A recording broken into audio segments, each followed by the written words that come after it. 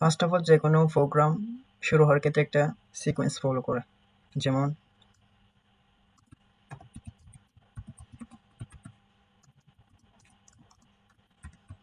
Beginning লাইনটা হচ্ছে hash include আইস্ট্রিম। Hash include হচ্ছে জি প্লাস প্লাস কম্পাইলারের একটা বিশেষ অংশ, আর আইস্ট্রিমটা হচ্ছে হেডার ফাইল।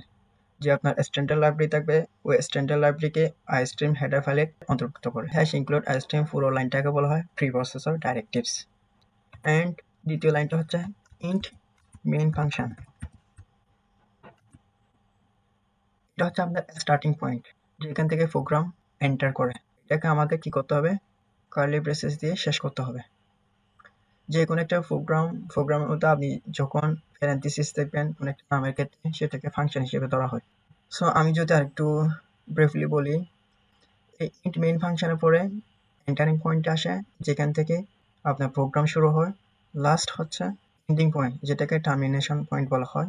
এটাকে রিটার্ন জিরো দ্বারা ডিফাইন করা হয়।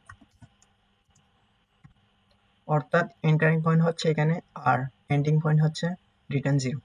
একটা প্রোগ্রাম যখন সাকসেসফুল হবে, তার মানে রিটার্ন জিরো আসবে। এই স্পেসের মধ্যে কোড করা হয়, আপনি এই স্পেসের মধ্যে কোড করতে পারবেন। এখন কোড করার জন্য আমি যেমন হ্যালো ওয়ার্ল্ড, এই স্ট্রিংটা আমি কি করব, প্রিন্ট করব। এই জন্য আমাকে অপারেটর ইউজ করতে হবে।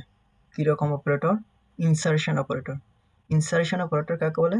সি আউটকে ইনসার্শন অপারেটর বলে। কি ছিল, সির মধ্যে ছিল আপনার প্রিন্ট। প্রিন্ট হচ্ছে প্রিন্ট এফ, এটা প্রিন্ট করে। আর এখানে সি আউটটা হচ্ছে প্রিন্ট করবে, আর সি আউটকে বলা হয় ইনসার্শন অপারেটর। সো এখানে আমার যে কাজটা করতে হবে, সি আউটটাকে আমাকে লেস দেন অপারেটর দ্বারা ডিফাইন করতে হবে, এবং এটার মধ্যে আমি হ্যালো ওয়ার্ল্ড যে কোনো স্ট্রিং লিখতে পারবো।